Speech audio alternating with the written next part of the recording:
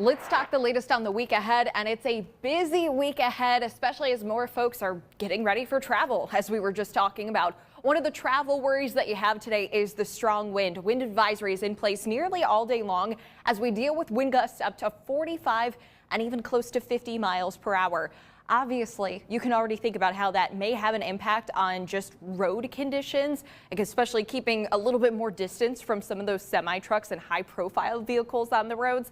But if you are flying today, or if you have a family friend that's coming in for the holiday, I would closely monitor with websites and apps that airline, as there is the potential for some flight delays in the region because of these strong winds that will be sticking around. I expect the worst winds to be this morning, afternoon, and evening, what doesn't sound like a lot of a let up, but I do think once the sun goes down, we start to at least ease a little bit with your peak wind gusts, instead of getting up to 50 miles per hour, going back down to 35 miles per hour. So it's still a very noticeable breeze tonight and for Thanksgiving tomorrow. And it's a lot colder for Thanksgiving too. Your temperature gets up to 32, but all day long, this pink bar, that's your wind chill hour by hour. Only feeling like the teens and the low 20s. If you are doing stuff outdoors tomorrow, maybe you're deep frying the turkey in the driveway, listen, you're going to need a lot of layers. It is going to be very, very cold.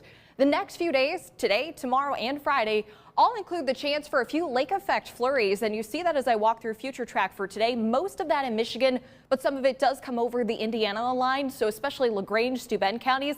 As we go into the next 3 days combined, I think you could get about 1 to 3 inches up north. Now, a little less than that as you get closer to Noble and DeKalb counties, and perhaps a trace here in Fort Wayne. But all in all, some of that on and off snow will just be a little bit more of a repeated theme. Not all of us will see those lake effect flurries, though. Some of us have to wait until this weekend, which is a first alert weather day. We're tracking widespread snow on Saturday and eventually a changeover to rain, which will have a drastic difference into how much we will hold on to in terms of snow accumulation.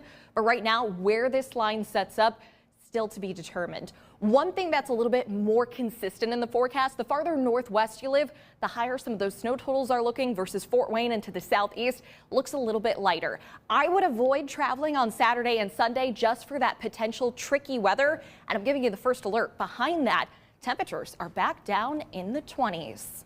Okay, Liz, thanks so much.